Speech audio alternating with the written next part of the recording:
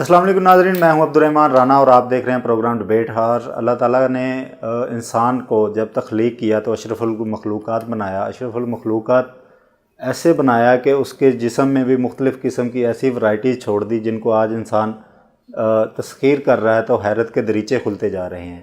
आज मैं मौजूद हूँ गुरकी ट्रस्ट हॉस्पिटल में, जहाँ पे हमने पहले भी प्रोफेसर आमर अज़ीज़ का इंटरव्यू किया और हड्डियों से रिलेटेड बीमारियों का आपको तफसीली बताया था। आज इसी तरह की एक और बीमारी है स्कोलियोसिस, जिसको डिस्कस कर रहे हैं गुरकी अस्पताल वाले। मुख्तलिफ़ दुनिया के पैनल के साथ कॉन्फ्रेंसेस हो रही हैं और यहाँ पे ऑपरेट भी हो रहे हैं। ऑपरेट क्यों हो रहे हैं, इस बीमारी की वजूहात क्या हैं, इन तमाम मौज़ूआत पर तफसीली गपशप करेंगे। हमारे साथ मौजूद हैं associate professor doctor Abdullah Shah साहब। बहुत शुक्रिया डॉक्टर साहब आपके वक्त का। ये बताइएगा ये बीमारी है क्या और कैसे पैदा होती है? स्कोलियोसिस बच्चों की बीमारी है आमतौर पे, और इसकी वजूहात कुछ तो बच्चों में ये पैदाइशी होती हैं। कुछ बीमारियां हैं जिनमें कमर का टेढ़ापन आ जाता है शुरू से ही। बच्चा जब पैदा होता है तो मतलब स्कोलियोसिस को हम ये कह सकते हैं कमर के टेढ़ेपन की बीमारी, कमर के टेढ़ेपन की बीमारी है, और उसकी बहुत सारी वजूहात हैं। ठीक है। कुछ वजूहात हैं, कुछ बगैर वजह के भी हो जाती हैं। वजूहात जो हैं उसमें एक तो पैदाइशी वजह है कि कुछ बच्चे पैदाइशी तौर पर ही उनके जो कमर के मोहरे हैं वो उनकी साख्त में फ़र्क होता है। मोहरे आधा बना होता है या टेढ़ा बना होता है, उसकी वजह से कमर पूरी टेढ़ी हो जाती है। और कुछ में जब बच्चा बड़ा होना शुरू होता है तो उस वक़्त ये टेढ़ापन आ जाता है। और ज़्यादातर जो बच्चे आते हैं वो 10 से 11 साल की उम्र में, जब उनका ग्रोथ स्पर्ट आता है, जब वो उनकी ग्रोथ एकदम बढ़ती है तो उस वक़्त टेढ़ापन आ जाता है। डॉक्टर साहब, क्या वजह है कि पैदाइशी बच्चे में कम होना मोहरों का? क्या ये माँ को बेहतर निगहदाश्त नहीं दी जाती, जो प्रोटीन वगैरह जो डाइट वगैरह दी जानी चाहिए थी, उस वजह से होता है या ये वैसे ही फितरती अमल है?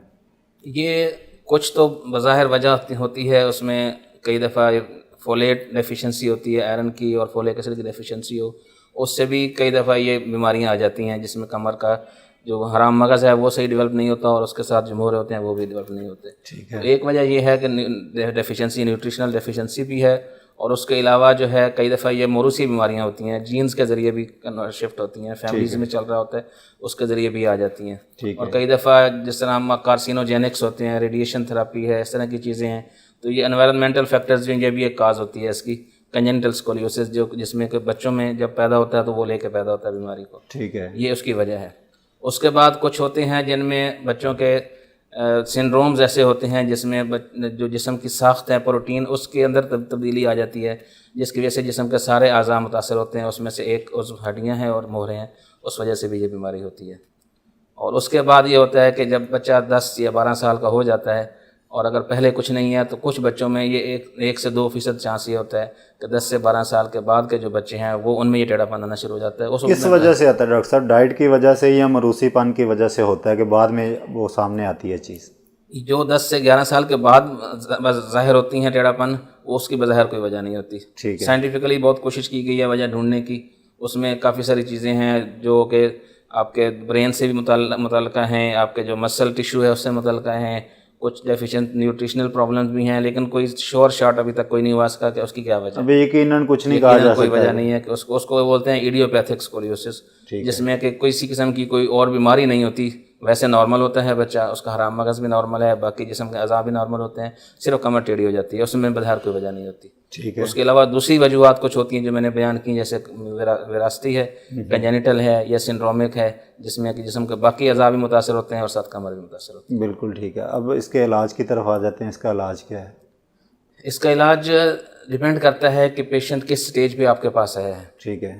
और उसकी बीमारी कितनी है, बीमारी की नौइयत देखेंगे, उसकी सीवियरिटी, शिद्दत देखेंगे कितनी है, और एज, जिस एज पे वो आपके पास आया है उस हिसाब से उसका इलाज करना होता है।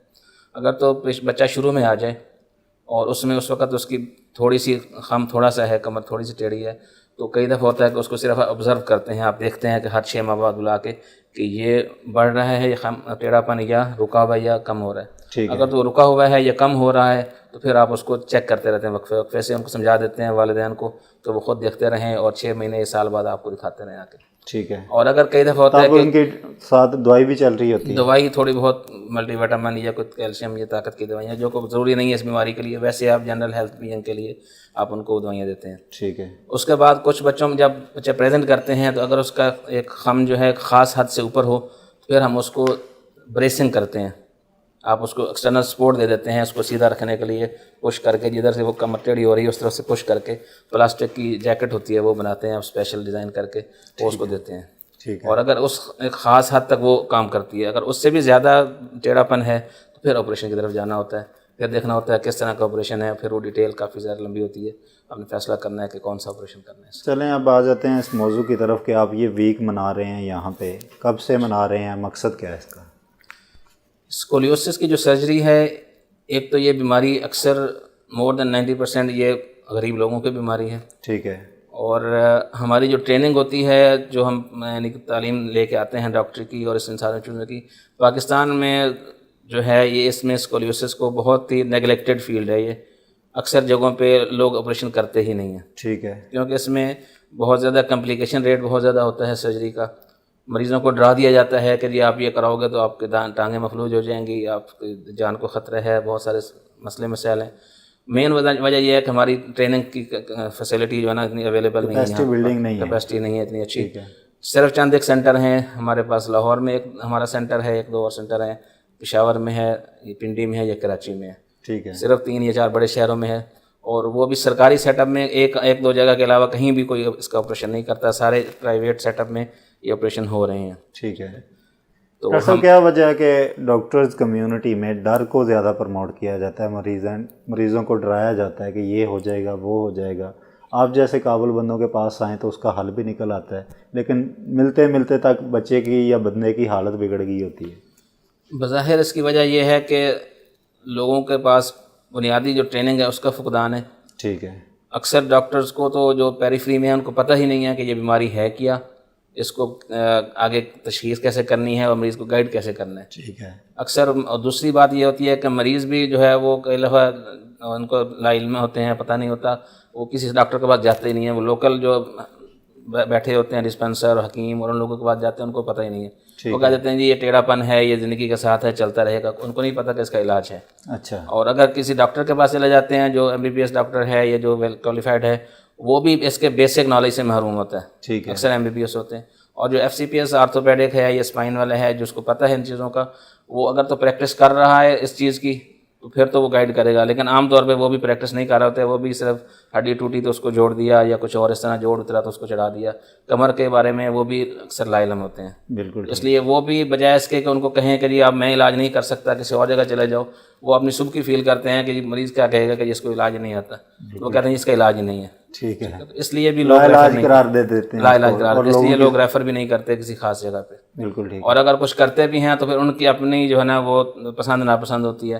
کسی ڈاکٹر کے ساتھ اچھے ریلیشن ہے تو اس کے پاس بھیج دیں گے، کسی کو وہ اچھا نہیں سمجھتے ہوں گے اس کے پاس نہیں بھیجیں گے. کسی ہاسپٹل کو اچھا سمجھتے ہیں تو ادھر بھیج دیں گے، ورنہ نہیں بھیجیں گے. یہ مسئلے مسائل ہیں. ٹھیک ہے. اب یہ جو ویک منانے کا مقصد کیا تھا آپ کا اس ہاسپٹل میں، اور کون کون سے پارٹیسپینٹ ہیں یہاں پہ؟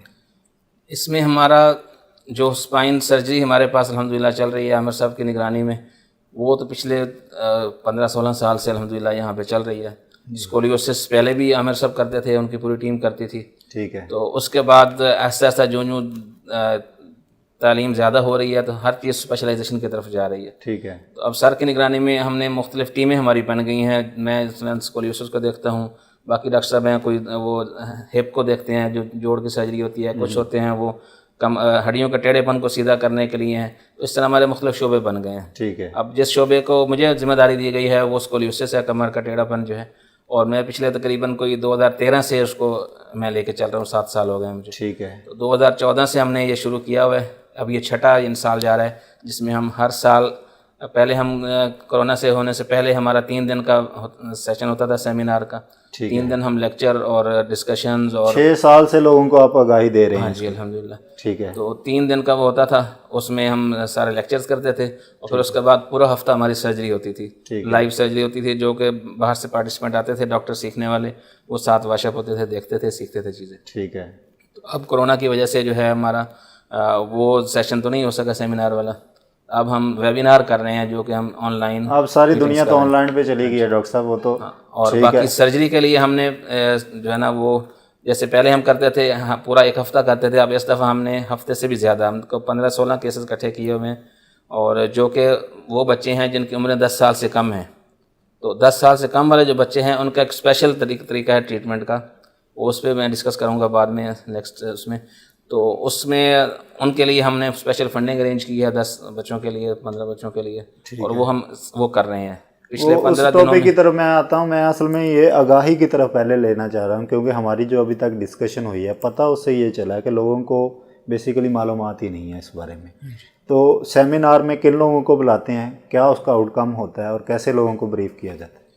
سیمینار میں ہم اس میں آن لائن ہمارا سارا ایڈورٹیزمنٹ ہوتی ہے, ہمارے جتنے بھی چینل مثلا ای میلز ہیں, واٹس ایپ ہیں, جتنے گروپس ہیں ڈاکٹروں کے, ان ساروں کو بھیجی جاتی ہیں. اور جو ہمارے ٹیچنگ اسپتال ہیں ان ساروں کے ساتھ ہمارے تعلقات ہیں.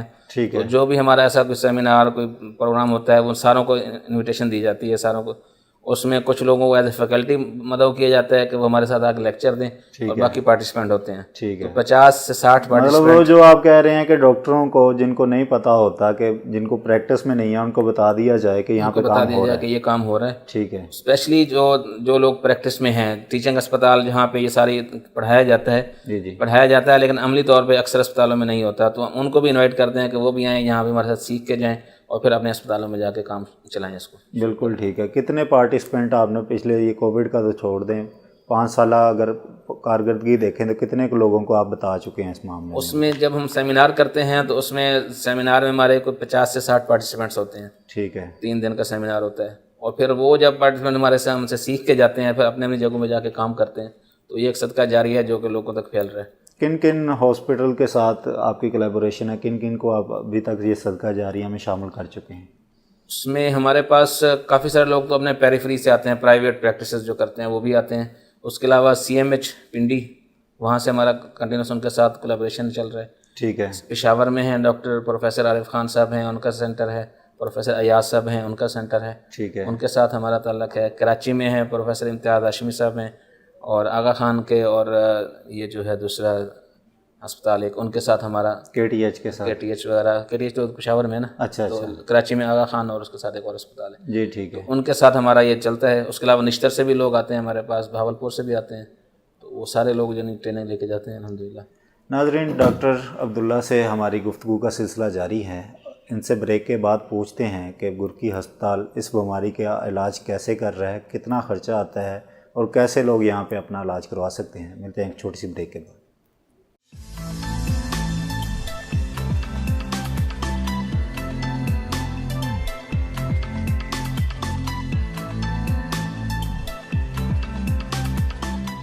ویلکم بیک ناظرین. بات چل رہی ہے ڈاکٹر عبداللہ شاہ صاحب سے, اور کمر کے ٹیڑھے پن پہ بات ہو رہی ہے, اسکولوسس پہ بات ہو رہی ہے. ڈاکٹر صاحب, آپ بتا رہے تھے کہ آپ مختلف لوگوں کی ٹریننگ یہاں پہ کر رہے ہیں پاکستان میں, تو کیا انٹرنیشنلی دنیا کو بھی یہاں بلایا جاتا ہے, کچھ ان کے ساتھ کوئی بھی پریکٹیکل ان کے بھی شیئر کیے جاتے ہیں؟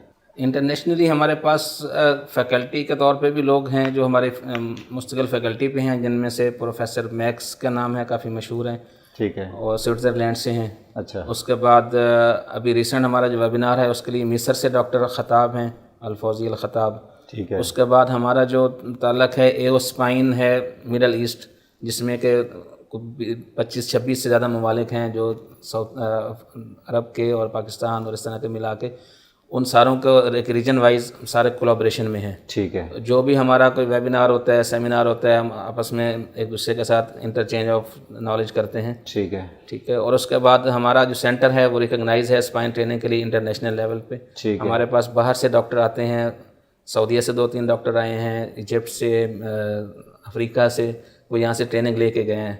ایک نیپال سے ایک ڈاکٹر آیا تھا, 1 سال یہاں ٹریننگ لے کے گیا. ٹھیک ہے. اسپائن کی اور اسکولیوسس کی. ٹھیک ہے. ڈاکٹر صاحب, یہ بتائیے گا, آپ کو یہاں پہ میں پوچھنا چاہوں گا کہ انٹرنیشنل جو اس ٹائم دنیا کا جو سسٹم ہے وہ تو بہت اپروچ پہ ہے, بہت انہوں نے ترقی کر لی, ہم ابھی بھی گھسے پٹے نظام پہ چل رہے ہیں.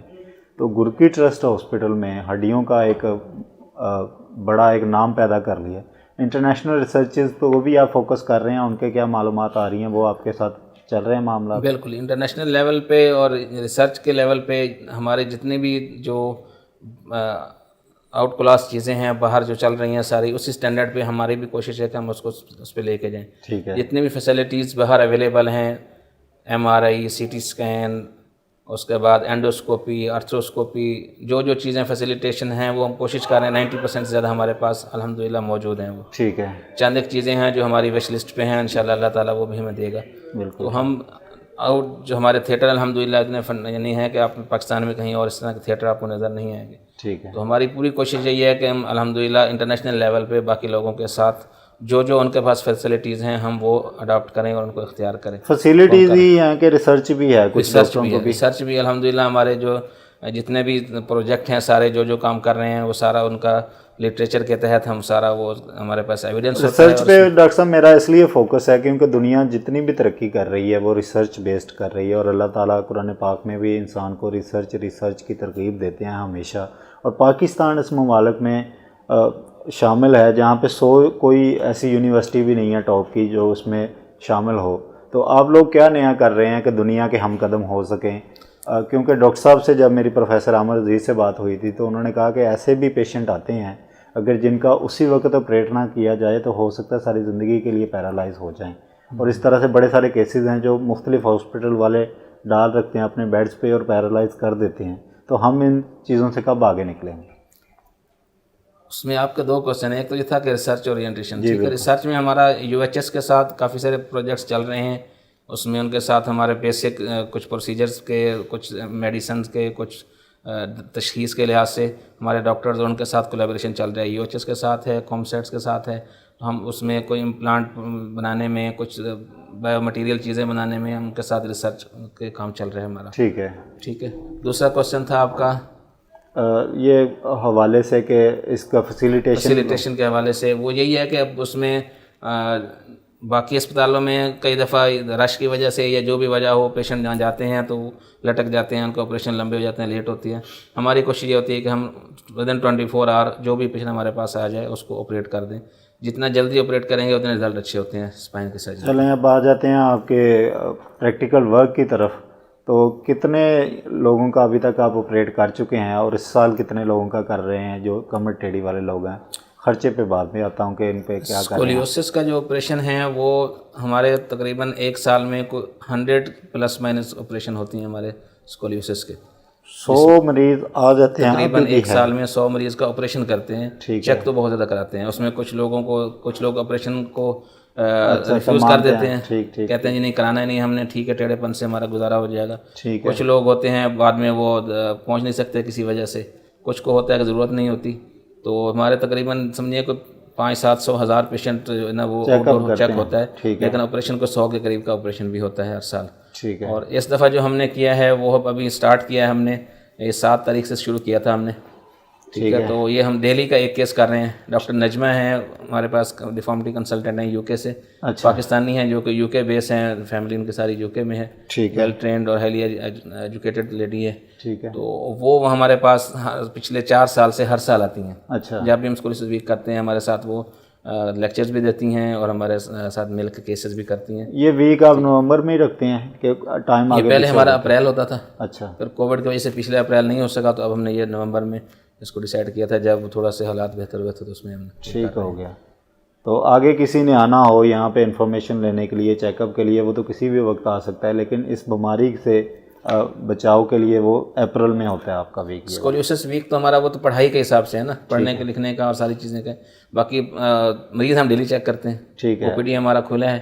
میرا اپنے جو دن ہے جس میں خود بیٹھتا ہوں وہ میرا خود کا دن ہے. ٹھیک ہے. اور باقی جو بھی پیشنٹ ادھر سے آتے ہیں وہ مجھے بھیج دیتے ہیں. یہ ہمارے جو باقی ڈاکٹرز ہیں وہ بھی ماشاءاللہ ٹرینڈ ہیں، وہ خود ان کو گائیڈ کر دیتے ہیں. ٹھیک ہے. اور جس کو ضرورت ہوتی ہے میرے پاس بھیج دیتے ہیں کہ جی آپ اس کو اپنے لسٹ میں ڈالیں اور اس کا آپریٹ کریں. آپ نے کہا کہ آپ ایک دن میں ایک اب کیس کر رہے ہیں، اس ویک میں کتنے کریں گے آپ، اور یہاں اس سال میں آپ کے پاس کتنے پیشنٹ ہوں؟ پچھلے ہفتے میں ہم نے سیٹرڈے سے شروع کیا تھا. سیٹرڈے بھی کیا، سنڈے بھی کیا، اس کا پورا ہفتہ ہم نے آپریٹ کیے ہیں. الحمدللہ ہم نے کوئی چھٹی نہیں کی. 9 دن لگاتار ہم نے کیس کیے ہیں. 10ویں دن ہم نے ایک درمیان میں آف لیا تھا اور پھر 11ویں اور 12واں دن آج پھر دوبارہ 13واں دن آج پھر ہو گیا.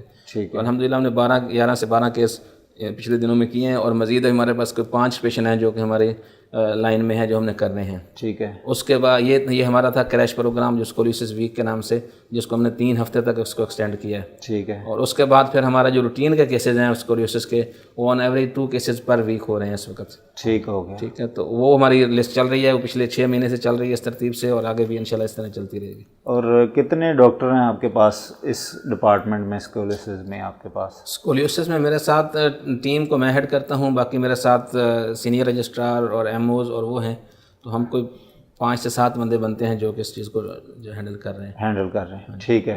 تو ڈاکٹر صاحب خرچے پہ آ جاتے ہیں اب، کیونکہ پاکستان میں لوگ بھاگتے اس لیے ہیں کہ افورڈ نہیں کر سکتے، غریبوں میں زیادہ آپ نے کہا بیماری ہے، تو کتنا خرچہ ہو جاتا ہے اس میں؟ جو ایوریج خرچہ ہے وہ پیشنٹ کا، کیونکہ یہ ایک مہنگی سرجری ہے، اس میں اسپیشل ٹائٹینیم دھات ہوتی ہے جس کے پیچ ہوتے ہیں وہ استعمال ہوتے ہیں اور راڈ ہوتے ہیں. تو اور جو وہ ایسی دھات ہے جو کہ ایم آر آئی کمپیٹیبل ہے، جس میں ایم آر آئی کی ضرورت پڑے بعد میں کسی وجہ سے، تو وہ کیا جا سکتا ہے. تو یہ ایک سکرو جو ہے وہ اگر ہم باہر سے منگواتے ہیں تو وہ ایک سکرو پاکستانی روپے میں کوئی 50 سے 60 ہزار کا بنتا ہے ایک سکرو. لیکن ہم اس کو مختلف طریقوں سے کچھ لوکل اور کچھ کنسیشن کے ساتھ کرا کے کچھ 6 سے 7 ہزار روپے میں ہمیں وہ ایک سکرو ملتا ہے. اور وہ ایک مریض میں کوئی کم از کم 15 سے 20 سکرو استعمال ہوتے ہیں. ٹھیک ہے. اس کا خرچہ تقریباً، اور ساتھ اس کے ساتھ باقی چیزیں جو دوران آپریشن میڈیسن استعمال ہوتی ہیں، یہ ملا کے تقریباً کوئی 3 لاکھ سے اوپر خرچہ چلا جاتا ہے ایک پیشنٹ کا، جو ایوریج خرچہ ہے. ٹھیک ہے. 3 سے 3.5 لاکھ 4 لاکھ تک چلا جاتا ہے. ٹھیک ہے. اور اس میں پھر ہمارا یہ ہے کہ ہمارے پاس الحمدللہ زکوٰۃ فنڈ بھی ہوتا ہے، ڈونیشن فنڈ بھی ہوتے ہیں، کچھ لوگ ہمارے پاس ویسے خیرات دے جاتے ہیں. تو کوشش ہماری یہ ہوتی ہے کہ جو پیشنٹ افورڈ کرتا ہے وہ ٹوٹلی افورڈ کرے، جو نہیں کر سکتا اس کو سیمی کر دیتے ہیں، اور کچھ کو ٹوٹلی فری بھی کر دیتے ہیں جو بالکل زکوٰۃ کے مستحق ہوتے ہیں. ٹھیک ہے. تو ابھی جو ہم نے اس ہفتے میں کیے ہیں وہ اس میں ایک اسپیشل پروگرام تھا جس کے لیے ہم نے ڈونیشن اکٹھی کی. ڈاکٹر نجمہ جو ہے، جس کا بھی میں ذکر کر رہا تھا، وہ یو کے سے آئی ہیں. انہوں نے وہاں کسی مخیر حضرات سے ڈونیشن اکٹھی کی ہے. وہ راڈ لے کے آئی ہیں 10 مریضوں کے لیے، وہاں سے وہ میگنیٹ راڈ لے کے آئی ہیں. میجک راڈ میں آپ کو بتاؤں گا کہ وہ کیا چیز ہوتی ہے. تو وہ ایک راڈ کو 10 لاکھ روپے پاکستانی کا پڑتا ہے. کیا وجہ ڈاکٹر صاحب اتنا مہنگا؟ وہ میجک راڈ کیا ہے، اس کے بارے میں ذرا تفصیلاً بتا دیں. میجک راڈ یہ ہے کہ وہ اسکولیوسس کی جو سرجری ہے، جب چھوٹا بچہ ہوتا ہے، مثلاً اگر 5 یا 6 سال کا بچہ ہے، اگر ہم اس میں جو روٹین کا راڈ ہیں وہ ڈال دیں تو ہم اس کی کمر کو فیوز کر دیں گے، ایک جگہ وہ جام ہو جائے گی، اس کی گروتھ رک جائے گی. ٹھیک ہے. گروتھ رکنے سے ایک تو اس کا قد چھوٹا رہ جائے گا، دوسرا اس کی یہ بڑی اہم بات ہے کہ اگر یہ لوگوں کو نہیں پتا کہ راڈ اگر ایک لگ گیا ہے اور وہ بڑھ نہیں رہا تو اس کی گروتھ بھی رک جائے گی. ٹھیک ہے. وہ گروتھ جب رکے گی تو اس میں لازمی بات ہے اس کی چیسٹ ہائٹ بھی کم ہو جائے گی. ٹھیک ہے. چیسٹ ہائٹ کم ہوگی تو اس کے ریسپریشن میں یہ سارے مسئلے ہوتے ہیں اس کے. ٹھیک ہے. تو ہمارا یہ ہوتا ہے کہ جو چھوٹے بچے ہیں جس نے ابھی قد بڑھنا ہے جس کا، اس میں ایسا سسٹم استعمال کیا جائے جو مریض کے قد کے بڑھنے کے ساتھ ساتھ وہ بھی لمبا ہوتا رہے. اس کو میجک کہہ رہے ہیں. ٹھیک ہے. تو اس میں اب مختلف طریقے تھے. پہلے ہم یوز کرتے تھے راڈ تھے جن میں ہم درمیان میں کنیکٹر لگاتے تھے. ٹھیک ہے. اور وہ ہر 6 مہینے بعد مریض کو بے ہوش کر کے چھوٹا سا ٹیکا چیرا دے کے اس کو کھولتے، اس کو لمبا کرتے، ٹائٹ کر کے پھر بند کر دیتے. اچھا، دوبارہ آپریشن کرنا؟ دوبارہ آپریشن، لیکن چھوٹا آپریشن ہوتا تھا ہر 6 ماہ بعد. ٹھیک ہے. اور اس میں اگر آپ مریض کو 5 سال کی عمر میں آپریشن کیا ہے تو 10 سے 11 سال کی عمر تک ہر 6 ماہ بعد وہ کرنا پڑتا ہے، یعنی 8 سے 10 آپریشن ایوریج ہر مریض کے ہوتے تھے. ٹھیک ہے. اب میجک راڈ کی یہ یعنی سہولت ہے کہ یہ میگنیٹیکلی ایکسپینڈیبل ایکسپینشن سسٹم ہے کہ اس میں اندر میگنیٹ ہوتا ہے. پیشنٹ کے اندر ایک دفعہ ڈال دیا، راڈ ڈال دیا، اس کے بعد باہر سے مشین ہوتی ہے جو اس کو پیشنٹ کے اوپر رکھتے ہیں. اچھا. لائٹ ویٹ مشین ہوتی ہے اور اس کے اوپر کیلیبریشن ہوتی ہے، وہ سیٹ کر دیتے ہیں تو میگنیٹ کو باہر سے پول کے ساتھ وہ کھینچتی ہے. ٹھیک ہے. اور اس سے وہ راڈ لمبا ہوتا ہے. وہ ہر 4 ماہ بعد اس کو کرنا ہوتا ہے، 3 سے 4 ماہ بعد. اس میں پھر دوبارہ آپریشن کی ضرورت نہیں رہتی. ٹھیک ہے. تو وہ جب تک وہ راڈ کے اندر کیپیسٹی ہوتی ہے 4 سے 5 سینٹی میٹر وہ راڈ لمبا ہو سکتا ہوتا ہے. تو جو مریض کا قد بڑھے گا ہر 4 ماہ بعد اس کو تھوڑا لمبا کریں گے اور وہ اس کے ساتھ کمپنسیٹ کر جائے گا. یہ ٹیکنالوجی پاکستان میں پہلی دفعہ آئی ہے؟ پاکستان میں پہلی دفعہ آئی ہے. پاکستان میں نہ ان کی جو کمپنی ہے نویسو کمپنی ہے جو یہ بناتی ہے. ٹھیک ہے. ان کے یہاں ریپرزینٹیو بھی کوئی نہیں ہے. اچھا. تو یہ ان کی بڑی کوشش ہے کہ انہوں نے ارینج کیا وہاں سے اور ساری چیزیں لے کے آئی ہیں. تو پاکستان میں پہلے یہ کبھی نہیں ہوا. اور گرکی کے علاوہ کیا بھی کسی نے؟ علاوہ کسی نے نہیں کیا.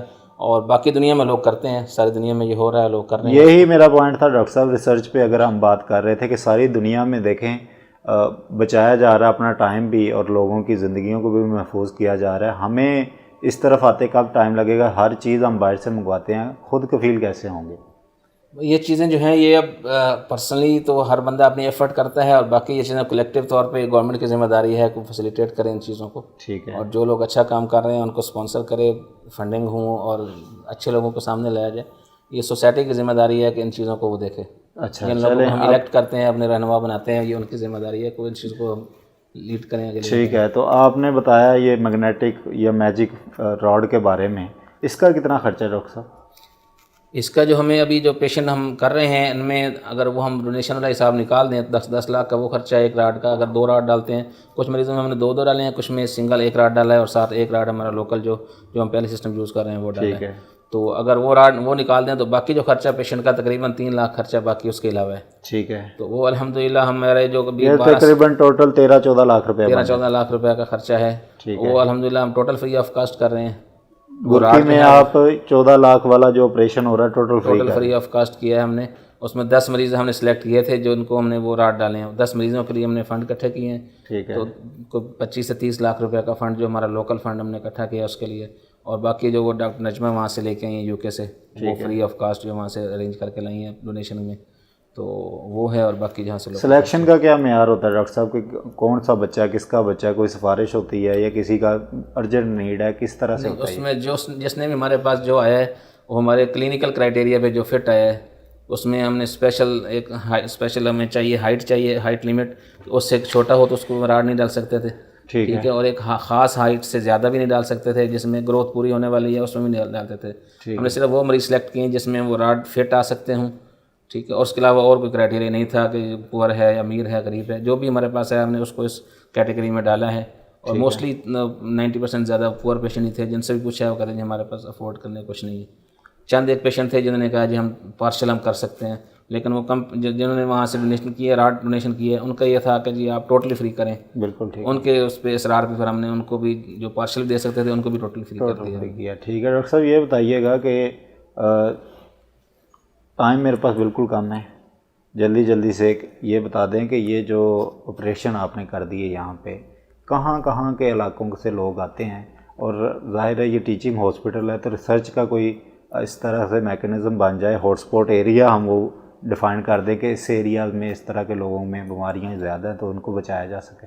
یہ جو بیماری ہے یہ ورلڈ وائڈ ہے، اس میں کوئی ایریا اسپیسیفائڈ نہیں ہے. ٹھیک ہے. ٹھیک ہے. زیادہ تر یہ ہماری جو ہے نا یہ بیماری KP کے بیلٹ، پشاور بیلٹ ہے، اس سے زیادہ لوگ آتے ہیں. ٹھیک ہے. پٹھانوں میں یہ زیادہ بیماری، اکثر لوگ ان کے زیادہ ہمارے پاس آتے ہیں. ٹھیک ہے. اور وجہ یہ بھی ہو سکتی ہے کہ وہاں فیسلٹیز نہیں ہیں تو ہمارے پاس آ جاتے ہیں، یہ وجہ ہو سکتی ہے.